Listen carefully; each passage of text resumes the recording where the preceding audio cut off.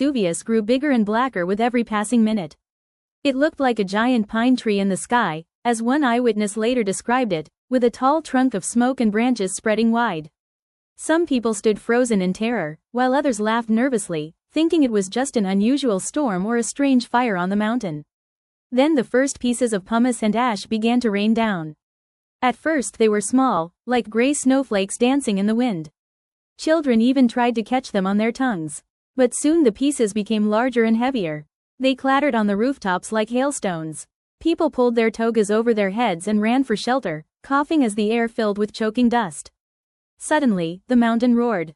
It was a sound louder than anything anyone had ever heard, like the scream of 1,000 giants. The ground shook violently. Then came the deadly rain. Burning hot rocks, some as big as apples, others the size of a human head, shot high into the sky and crashed down onto the city. Roofs collapsed under their weight. Fires started everywhere. The ash fell thicker and faster now, sometimes several centimeters every minute. Streets that had been full of life only hours before turned into rivers of gray. The beautiful frescoes on the walls, the colorful market stalls, the marble fountains, everything disappeared under the growing blanket. Mothers clutched their babies and stumbled through the darkness, calling for husbands and older children who had been at the forum or the baths. Old men fell to their knees in the streets, praying to the gods. Donkeys panicked and broke free, running blindly through the chaos. Some families crowded into their homes and barred the doors, hoping the walls would protect them. Others rushed toward the sea, trying to reach the boats, but many never made it. By nightfall, the sky was completely black, darker than the darkest night. Lightning flashed inside the giant cloud, lighting up the terrified faces below for brief moments. The air became poisoned.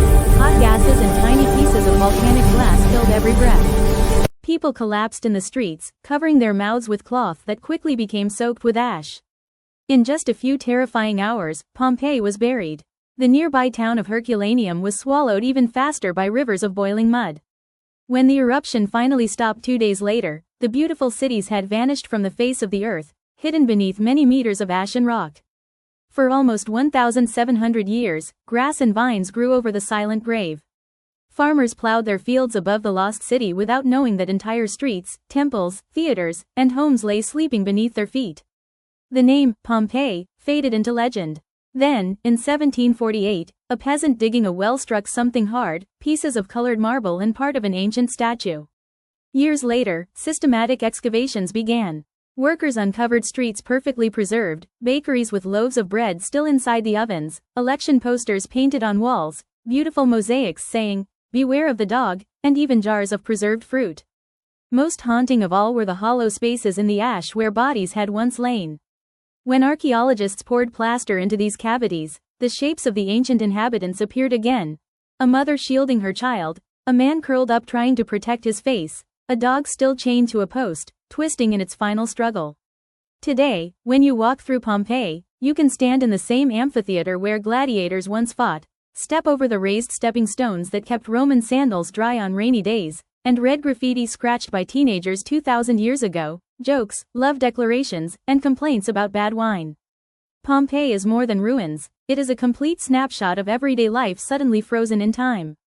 It shows us that the people who lived there were not so different from us. They worried about money, argued with neighbors, loved their children, and decorated their homes with care. And above it all,